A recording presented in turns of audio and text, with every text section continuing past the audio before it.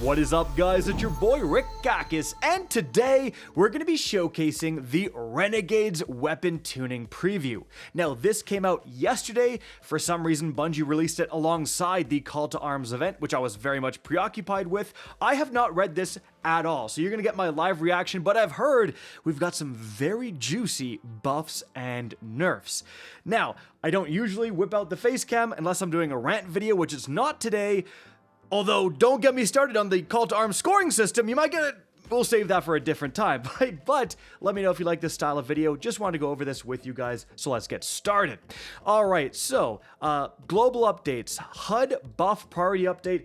This is becoming a very big issue. We have so many different buffs. Bungie is adding new keywords. I mean, somewhat recently we had bolt charge like added as a keyword, and so we're constantly getting like all these buffs you want to be appearing on screen. And Bungie cuts a lot of them off, right, as the default settings. You kind of have a hard time knowing what's going on. So, most of the character HUD buffs, the buffs that appear against the left side of the screen, have received a priority iteration.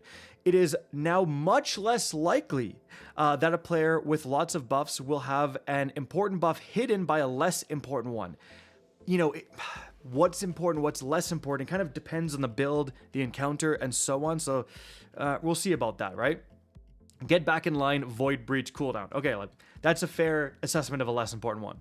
The artifact's new gear bonus. So, the new gear bonus no longer scales with gear tier, which means if you have a tier 1 or tier 5 weapon, you're going to get a flat new gear bonus. It won't be more for a higher tier. The bonus weapon damage for new gear weapons is now 5% as opposed to right now I think it's 10%. Bonus incoming damage reduction for equipping new gear goes up to 10%, 2% per equipped piece. So both of those getting a significant nerf. I know a lot of people would rather just have that removed from the game entirely. It's getting to the point now where it's like 5%. You might as well just remove it from the game entirely at this point, but it is what it is. All exotics now count as new gear. This is huge. I mean, right now with Call to Arms, when you're going for those high scores, you're trying to put on like those new gear type modifiers, and you realize, oh, you know, for example, if I'm using my prismatic Titan with the arc melee that regens thanks to the exotic Titan helmet that I'm blanking on the name, but it refunds your arc melee, that's just not featured. So you literally cannot use it. Like the build is not functional. Skullfort, Insurmountable Skullfort. The build is just not functional because it's not a featured gear piece, which means you can't use that build when you're going for the high scores. So really annoying situation. It's going to be fixed next season. Stasis Freeze. Please, please let it actually go back to stunning unstopped champions. We've updated how frozen targets take increased damage from weapons based on their ammo type and fixed a handful of outliers that were doing less damage than intended. So they've increased Ariana's Vow and Leviathan Breath bonus damage to frozen targets from 5% to 10%, matching other special and heavy weapons. Fixed an issue where Forerunner, Micro Missile Pulse Rifles, and the new Malpus did not deal any increased damage to frozen targets, which is crazy because like I've been running the Mint in my like stasis build and it still does so well, dude. It's still so good for blowing up those stasis crystals. Fighting Line and the Alathenium, or whatever it's called, primary ammo weapons will still get the 10% damage bonus to frozen targets. Actually pretty important. Like, you know, running those, especially the Alathenium, that's a stasis weapon, like that's pretty juicy and that's pretty good reason to run those weapons. All right, Combat Flare Socket. Updated Combat Flare to be pre-ordered under Weapon Cosmetics, whatever. All right, Disorient. All of the following will now use a universal disorient setup in the same way as we handle subclass verbs. This will ensure disorient effects are consistent and predictable across all gameplay atoms that use it and opens us up to potentially do more with it in the future. Overall, it will still function as expected. Combatants cover their eyes and won't shoot back, while players' screens will turn bright while their HUD is removed. Some VFX as the victim in PvP environments might appear slightly different on a case-by-case basis. However, these differences should be minor. So, you know, shield disorient, flash counter, bewildering blast. Like there's a ton of these. All of these different things will now have the standard like disorient. It's still, I think, a bit confusing that there's a arc blind and then a disorient when they kind of do similar things. I understand why if you made all of these things count as an arc blind, it would be extremely powerful, but it is what it is. So shield disorient as an additional note, and not even going to bother, no longer have damage impulse. This damage impulse did roughly 1 damage and was using content from another gameplay item. To avoid any potential issues, we have removed this. Interesting. Exceptions. The Helm of Saint 14 will be exempt from this update. Leaving it as is will have no effect on its gameplay, but under the hood, it won't be considered disorient in the same way as everything else listed here. We're planning on giving this exotic further attention in a future release. Touch of Malice's Darkness Bolt versus players is also exempt because it's unique against combatants. This will continue to arc blind as normal. So again, that does count as an arc blind. It's interesting. All right, ammo system. In PvE, we wanted to focus on 3 main things: giving support and objective players more ways to earn ammo that don't rely on getting kills directly, fixing some bugs with specific weapons that were making it harder to earn ammo, and increasing a handful of exotic weapons and weapon archetypes' usability by shifting their ammo economies. Alongside this, we also needed to bring down a handful of performance outliers by a small amount. So they've reintroduced ammo scout mods for the helmet, which will spawn an ammo brick for your allies whenever you fill your corresponding meter. The amount of ammo in the brick is dependent on the number of scout mods you have equipped. At this point, like, armor mods they're pretty competitive. So like giving something up for an ammo scout, I don't see that as a big problem. Like, you're gonna get a lot more ammo, but like you're gonna have to give up again another helmet mod, especially since the font mods massively skyrocketed in value. Again, giving up a slot to a scout mod, that's a big deal. Ability assists now generate a small amount of ammo meter progress. I think that's good. Granting buffs, radiant, overshield, etc. to allies now grant a small amount of ammo meter progress when they land final blows while buffed. More ammo for the support players, that's great. Fix an issue where glaive projectile kills were not getting correctly scaled by the ammo generation stat. Fix an issue where machine guns and Lord of Wolves were getting less ammo than intended from scavenger mods. I mean, that's good. I didn't even know that for machine guns, man. That's going to be great. Increase the following exotic weapons ammo per brick amount. So these are going to basically get more ammo every time you pick up a brick. Truth, Heir Apparent, Colony, the Prospector, Darcy, Salvation's Grip. Great. Increase the following. Actually, I'll say for Salvation's Grip, again, running it with my Stasis Titan build. Yeah, like, you're very disappointed when you pick up ammo. You get like nothing. So that's very good. Increase the following weapon subfamilies ammo per brick amounts. Heavy burst slug shotguns and rapid fire shotguns will now get more ammo per brick. And they've reduced the following weapon subfamily ammo per brick amounts.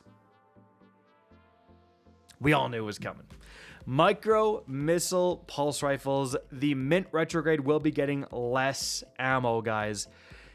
Now, we're reducing a few weapon perks ammo generation bonuses.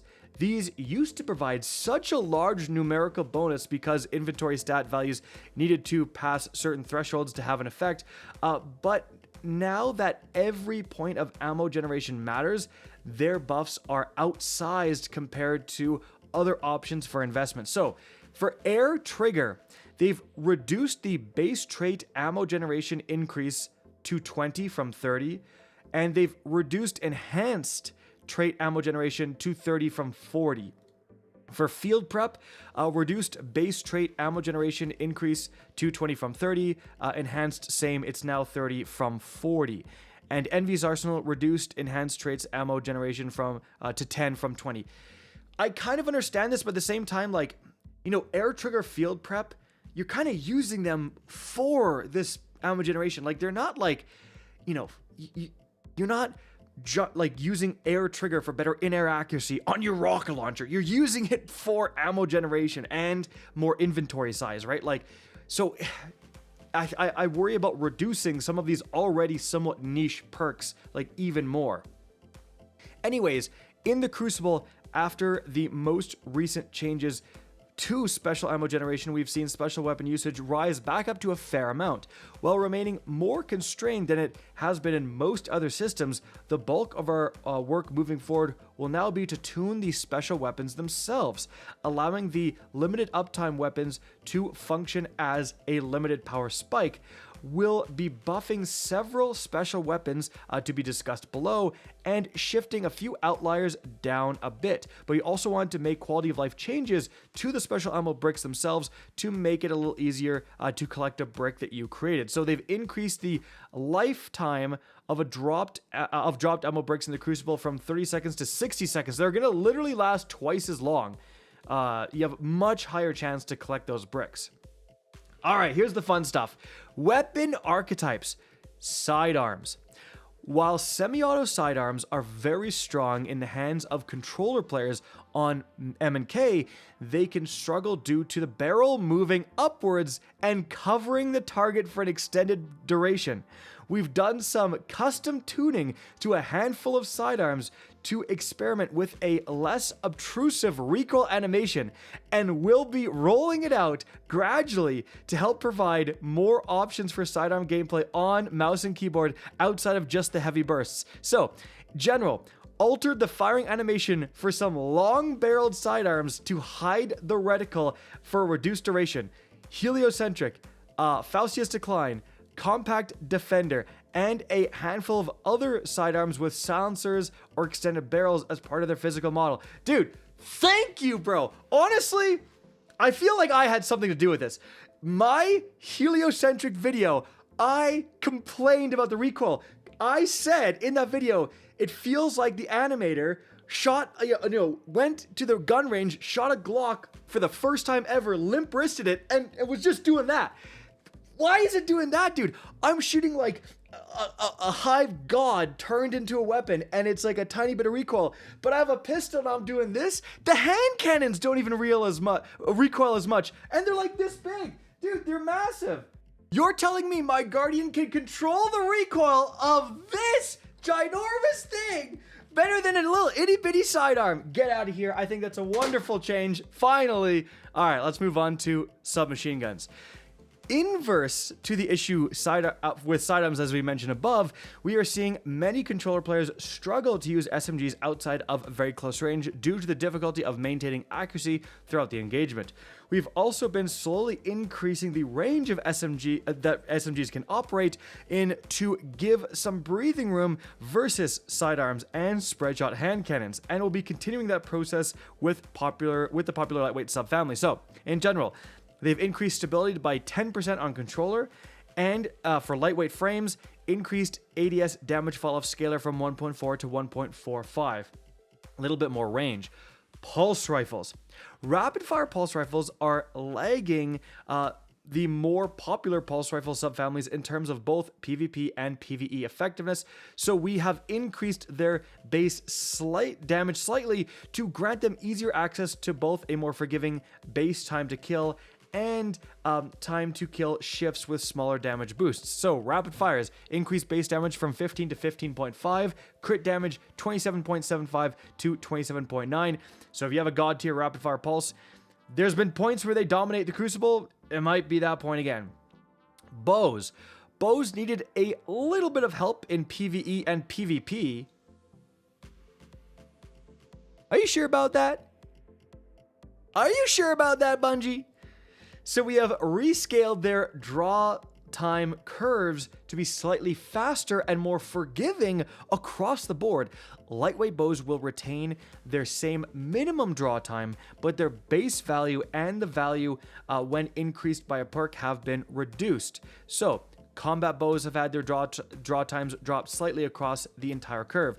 So with recurve bows, they've rescaled draw time to be slightly faster at base and less punishing if increased. So the base draw time, 580 to 567. The high tension string draw time, 620 to 600. And then for compound bows, they've rescaled draw time to be slightly faster at base. Base draw time, 684 to 667. High tension string, 720 to 700.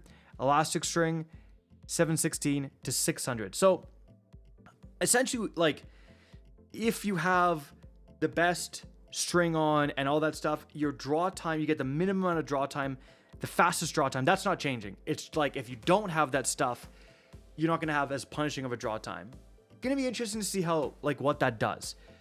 Again, like, I don't know why Bungie's saying bows definitely get play in PvP. This could help them quite a bit. Fusion rifles. With the increase special ammo gains and Crucible, fusion rifles have been signaled out by the community as problematic with higher uptime.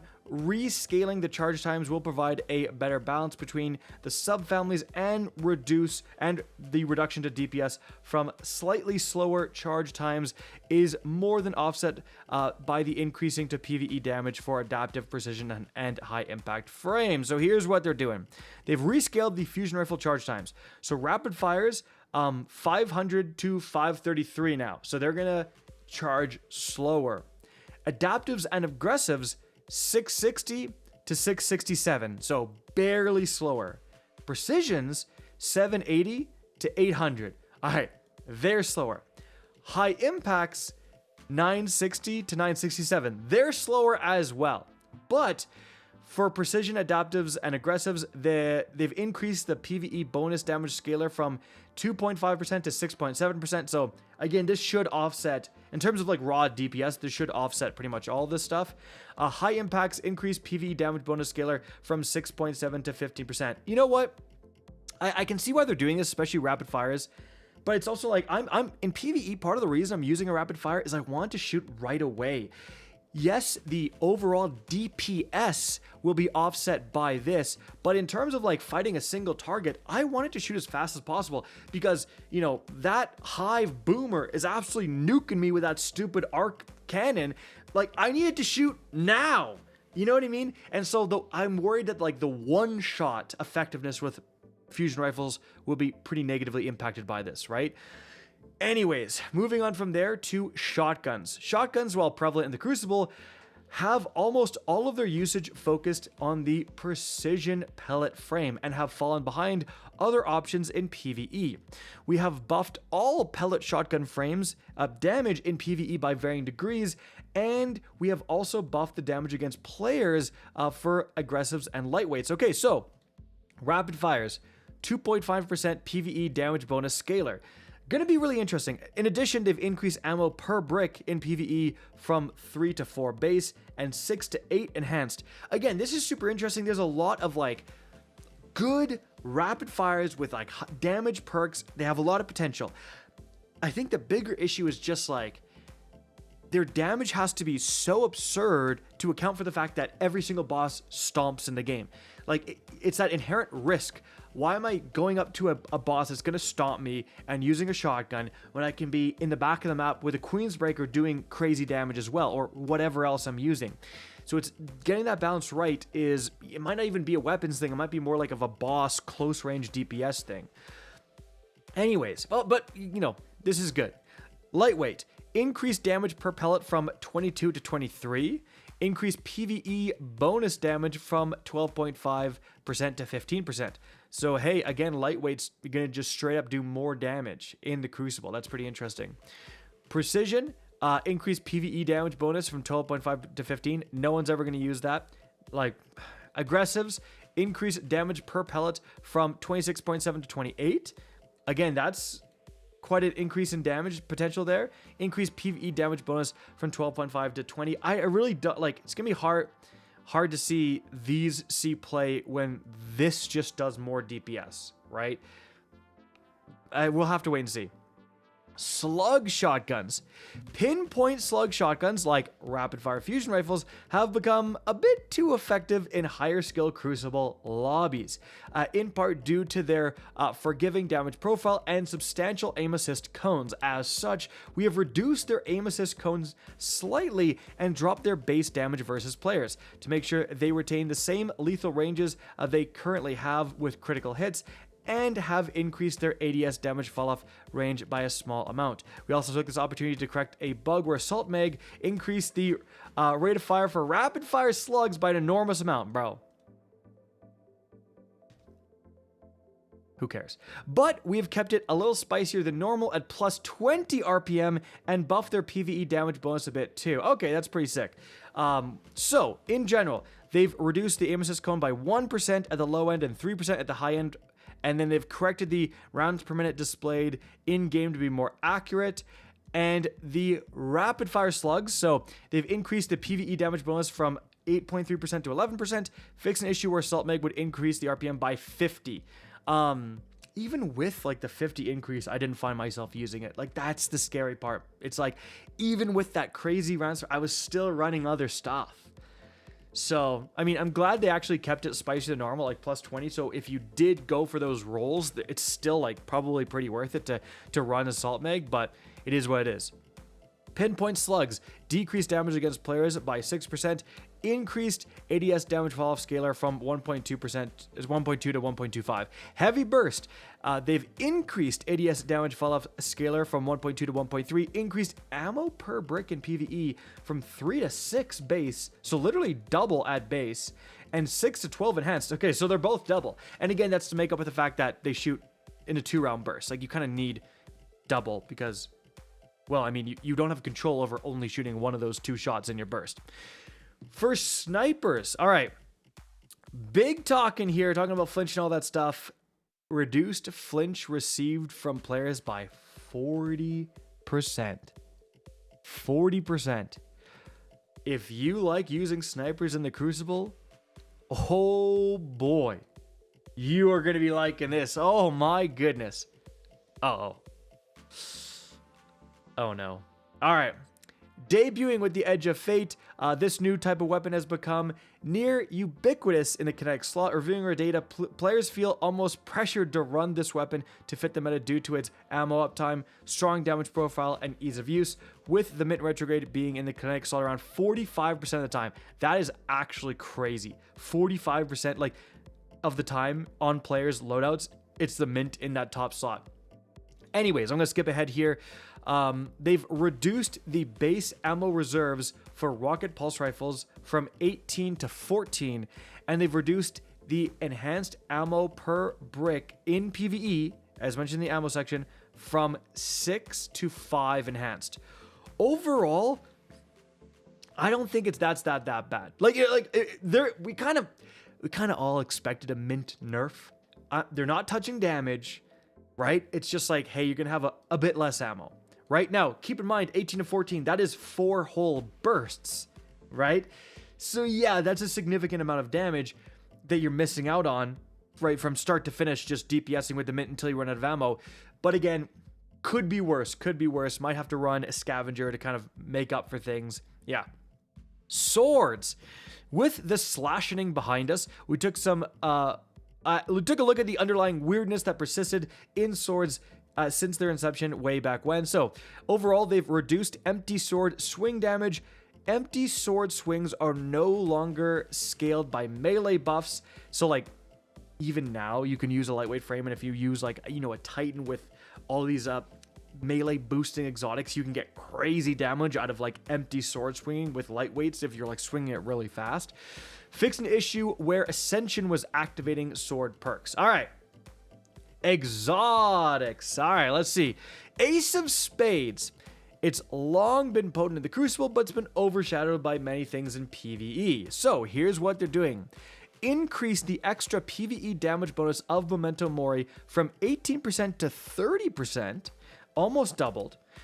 For the Ace of Spades Firefly, they've increased maximum damage in PvE from 65 to 100. They've increased the minimum damage from 0 to 20. They've increased the area of effect size from 6 meters to 7.5. So, well, one more thing. They've increased the damage fall off start from 30% of area effect size to 50%.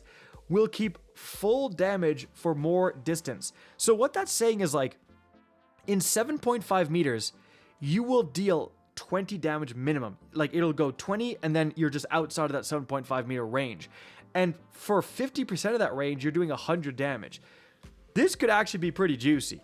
Moving on from there for the Hawkmoon. So, promises big rewards for perfect accuracy, but it's not felt very worthwhile in PvE. That's definitely true. So here's what they're doing. It now gets a PvE damage bonus per stack of paracausal charge. Maxes out at 70% at times 8. Does not include the final paracausal shot. So, you have your Hawkmoon magazine. You want to get as many precision hits, and that's going to load in that massive paracausal shot. But now for every precision hit, as you're increasing, it's going to do more and more and more damage, up to 70% more. And then you get that big paracausal shot.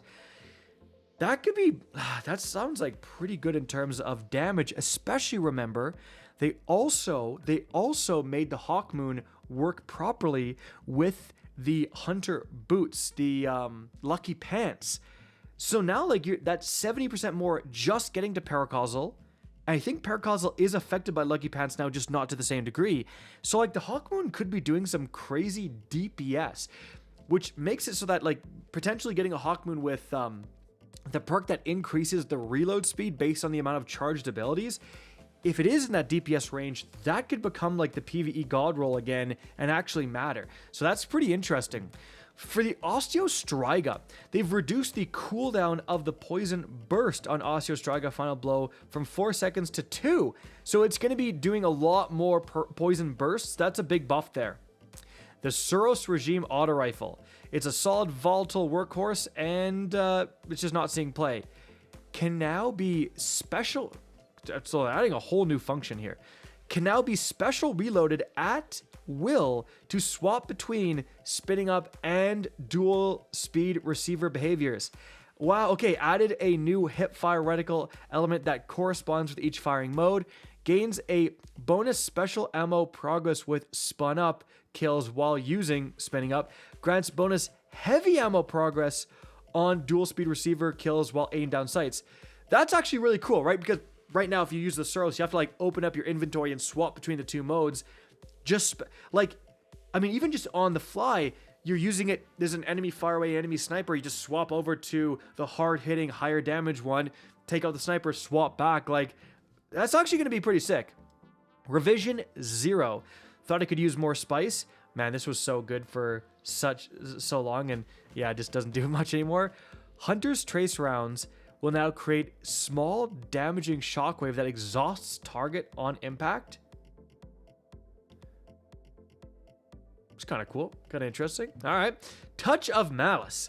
So, Touch of Malice has been a strong weapon, but the healing part of the intrinsic perk, which is supposed to help offset the self-damage, was too niche and hard to activate. So, increase the amount of healing provided by the intrinsic perk, reduce the number of kills needed to trigger the healing in PvE, and activating a charged with Blight will now fire the healing impulse. Interesting. So, hey, Touch of Malice, like, man, it can do a lot of damage when you're getting down to that, like, one last shot and it's eating up your health. A lot of ways to heal in the game. And so this buff is going to... You always got to watch the Touch of Malice, because randomly it'll just pop off. All right, Collective Obligation.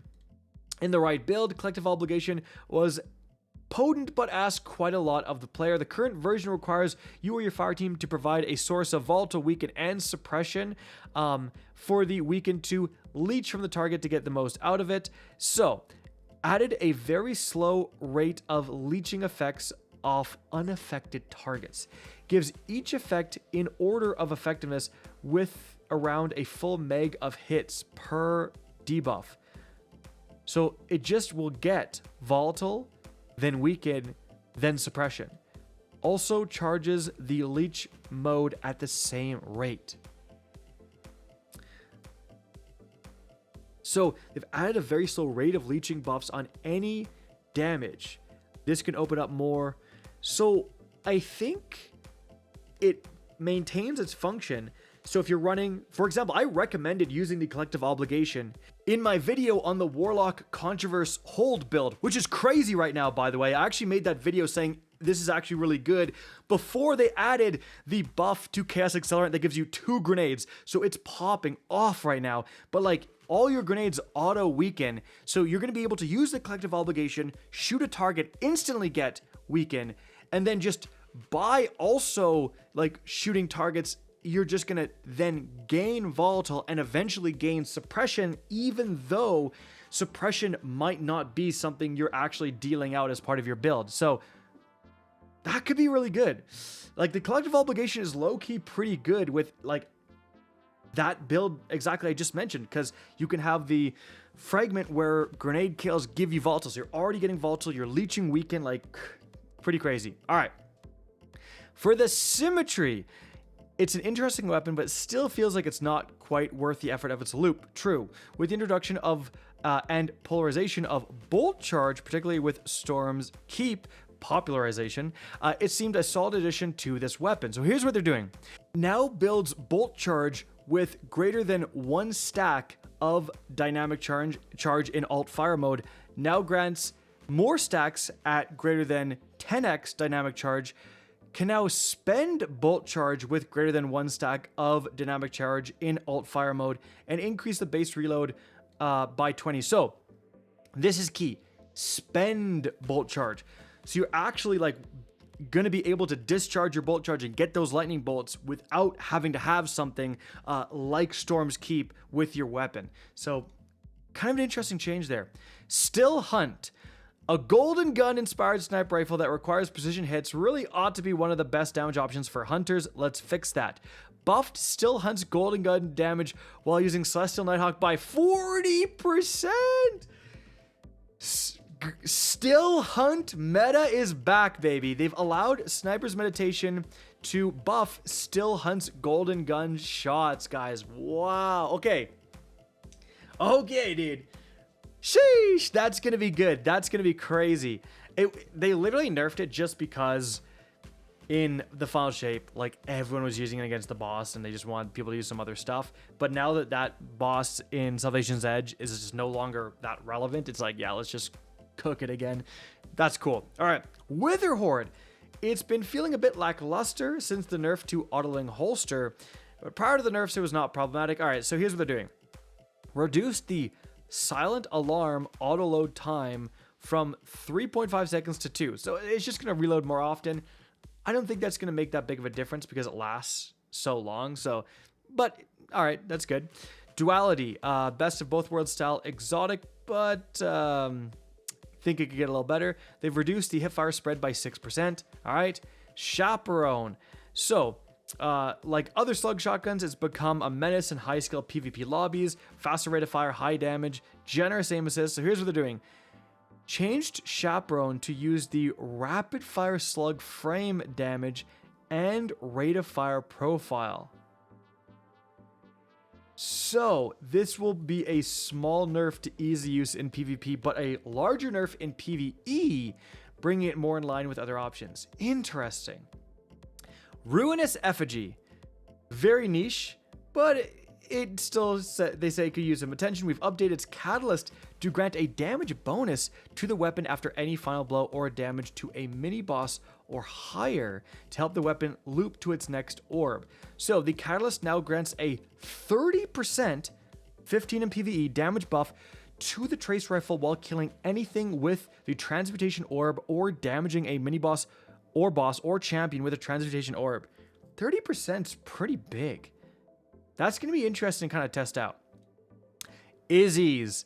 All right, so they say with the character stat rework and weapons focus builds now being more of a supported playstyle, we've re-enabled the special reload on Izanagi's Burden to be able to benefit from reload.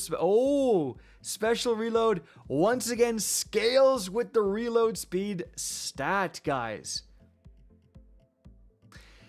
So this means that if you're behind a Titan Rally Barricade, for example, that massively increases reload speed, you're going to be special reloading that Izzy really fast. That is very juicy for DPS. Very juicy. Because the Izzy still hits incredibly hard. So if you're able to just like whip out a reload and just do like Izzy heavy shot, Izzy heavy shot, Izzy heavy shot, that could be crazy. All right, with the Tessellation. This fusion rifle offers a variety of strong subclass synergy options, but can feel sluggish due to the special reload. While we wanted to maintain the longer special reload time due to the power of the slot, we opted to reduce the friction of it in other ways while offering additional benefits on top of its existing ones to further encourage use with Transcendence. So, with the property Undecidable, I think that's what it says. Final blows now grant 2.5% light and dark Transcendence energy and grant bonus time to Transcendence when active. Fix an issue where the Transcendence grenade chunk energy gains were not scaling based on the grenade stat. The property Irreducible. While Transcendence is active, special reload shots now deal 25% more damage when combined with the Transcendence damage buff. Special reloading now reloads the Meg from reserves, and you can now special reload while you have 0 ammo in the Meg to kind of get ready for picking up ammo. For the Catalyst, they've increased the applied Scorch stacks from 15, so it's plus 5, to 70, plus 10, and slow stacks from 30 to 80. The subclass keyword application is now near immediate, though it still does not apply before the primary explosion. And in terms of miscellaneous, they updated the timing for the reload for Tessellation and Jotun, so the ammo is added to the Meg slightly sooner, properly lining with the animation. Then the Deathbringer exotic rocket launcher. It's a potent and chaotic to wield. They've reduced the spread of the secondary cluster munitions after they are created. Interesting. Don't know if that's going to do anything. The Black Talon. Okay. It's strong in its own way, but struggles to keep up with today's build crafting world. We made a few changes to pass along to better fit void-oriented builds. This is the sword that lets you shoot it like Daybreak. So, heavy attack now suppresses on hits. If target is already suppressed, it spreads to nearby targets. And on the Catalyst, on hit gives 10% damage boost per void debuff on the target for 2 seconds. Reduced heavy attack cost from 2-3 ammo from 4. Added the Duelist Trance trait, so you just get a new a perk, the sword perk, Duelist Trance, and they've increased the max reserve ammo. So, man, that's interesting. So, guaranteed suppression. So you heavy attack, 10% more damage, 100%. If they're weakened as well, 20% more damage. If they're volatile, 30% more damage. Interesting. Now, you're going to have to bring your own of those other buffs, but again, very interesting. Deterministic Chaos. Frankly, it just feels like almost like a normal machine gun. Like, it's just not like, a normal machine gun with destabilized rounds or whatever it's called, where you get a kill that makes guys volatile. That's like as good as the Deterministic Chaos, honestly. So, new effect.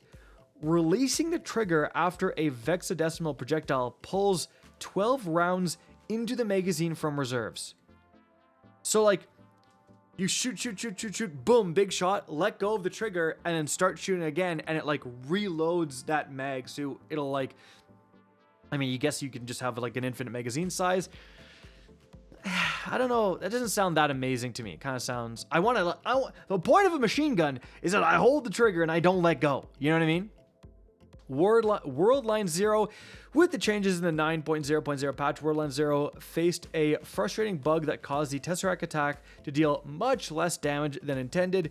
We've remedied that along with the following, as well as given a little extra love to make up for the missed damage during Season of Reclamation. So, fix an issue where Tesseract was only hitting 1 instance of damage instead of the usual 5. Increase the damage instances via Tesseract from 5 to 7. This is a 40% damage increase. All right. reduce the time between these instances from 0.66 seconds to 0.44 seconds. And then they've fixed an issue where chaining Tesseract was inconsistent if the player had the Wordline 0 catalyst equipped. Reduce the cost of chained Tesseract blinks 20% sword energy to 10% per. So that like 40% damage increase is nothing to scoff at. Wolfsbane just came out. Not terrible, but also not like blowing anyone's minds. They've increased the damage of light attack by 8.5%, closer to Lament or aggressive swords. Okay, you attack very fast with light attack. They've increased the nano assault duration from 10 seconds to 12 seconds, which makes the tornadoes feel a little bit more forgiving. They've increased the swarm NATO damage by about 20%, and they've retuned the axe handles. So they've increased damage resistance on each handle by about 5%. They've increased the damage resistance linger time from 3 seconds to 5 seconds, so more survivability. And they've reduced the internal cooldown on subroutine recursions extra nanites from 5 seconds to 2 seconds. They've adjusted damage increased when used on an afflicted, my gosh, targets to ramp slightly quicker. Again, like this already does a decent amount of damage. Like if you're really going hard, those like tornadoes, like the fact that they're just spinning and doing crazy damage while you're continuing to DPS is actually, it's pretty impressive, and it can do a lot. Again, it can do a lot of damage. It's taken down raid bosses in the Desert Perpetual. So like these buffs are nothing to ignore. For the perks here, Rangefinder. So, now it provides plus 10 range while aiming down sights. Wow, okay, so Rangefinder got a big nerf because essentially it would give you zoom, which gave you more range, and then Bungie kind of decoupled that and kind of was just floating around. Now, plus 10 range is not bad. Rampage is the original damage perk, but it's fallen off. So, it now only loses 1 stack of the damage buff when the timer expires. It now only loses 1 stack. So, okay, hold on. So if you have Rampage, the maximum is like a 30% damage bonus. You get up to ×3, it only goes to ×2, and it just stays there permanently. And you go back to ×3, or is it like you have the timer, you get to ×3, the timer expires, it goes down to ×2, you have another timer for the same instance, when that expires, it goes down to ×1, you have another timer, and then finally it goes away entirely. I would expect it to be the second thing, because otherwise you'd just have perma Rampage ×2 literally all the time. Either way, that's a big buff to Rampage. And again, yeah, like certain things already have Rampage, like Huckleberry, and that's also getting the 40% damage boost for being an exotic primary. That could be super juicy. So, Boxed Breathing has fallen behind in PvE, definitely. Mostly only sees play in PvP with scout rifles because it would buff the precision scaler of the weapon. Different weapon types would see different damage increase values. We decided to retune how Box Breathing's damage buff is applied to simplify the setup. So Box Breathing now provides a flat 40% buff to your next shot's precision damage for all existing weapon types and 30% for the new heavy ammo sniper. This works out to be a buff of around 10% for existing snipers that already have this buff and linear fusion rifles, and a small nerf for scout rifles. It could actually be crazy with the new heavy sniper coming in Renegades. It's a one-shot sniper, so like all the damage is in that one shot. So yeah, Box Breathing could do crazy damage, but like if it only lasts for one shot, it's never gonna see play in PvP. It needs to last for like the entire mag. All right, Shot Swap. It fails to provide enough of a benefit to feel worth choosing over other swap-focused perks. So here's what they're doing.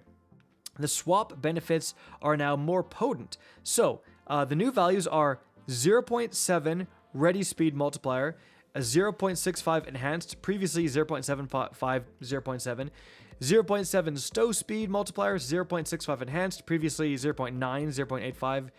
You now only lose 1 charge on stow. Previously, you would lose 1 on stow and 1 on ready, effectively losing 2 every swap.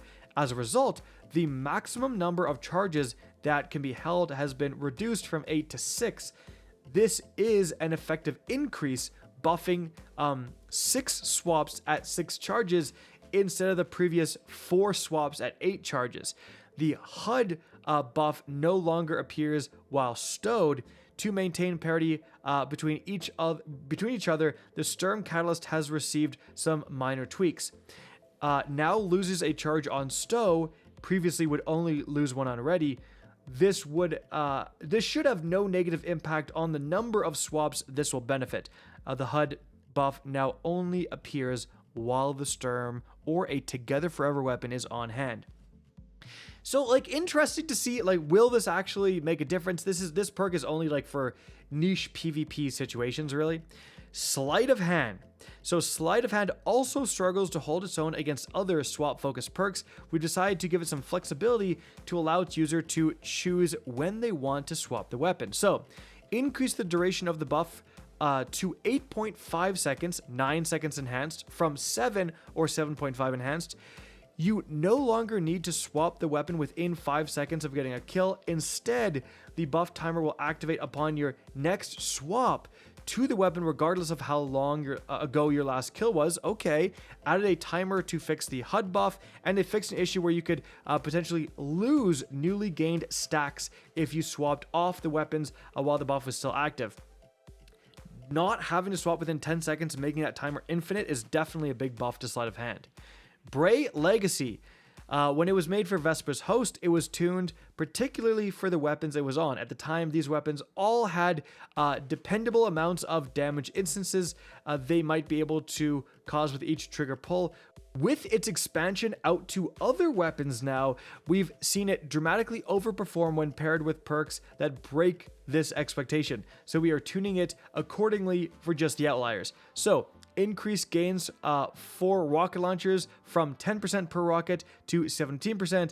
It no longer activates from explosions caused by perks or Galahorn micro missiles. Yeah, that was the big thing, is on rockets with cluster bomb, every single cluster bomb was counting as like a rocket launcher shot. So yeah. Viced Stinger. Vice Stinger was newly added to shotguns and fusions in the Edge of Fate. There's a really good fusion in the Lionfish, I think, that has it. It can get like reconstruction plus chill clip. It's crazy, but it didn't properly work with them. Yeah, we fixed this. Thank God. They fixed an issue where Vice Stinger Origin Trait wasn't working with you. So, hey, that Lionfish, if you got a God roll, break it out in Renegades, because that might be crazy.